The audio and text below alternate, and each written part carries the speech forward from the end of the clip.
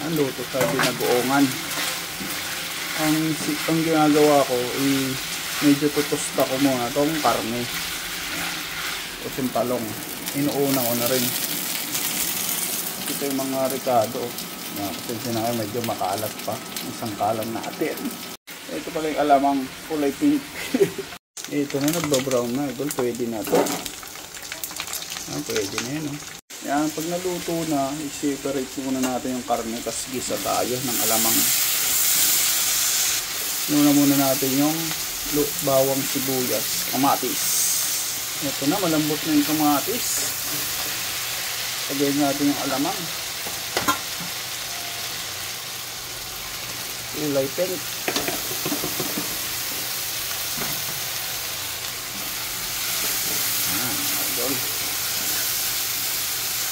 Ilang natin yan na maluto. Lagyan natin asukal. Finished product. Nakalimutan kong videoan ng pagkaluto.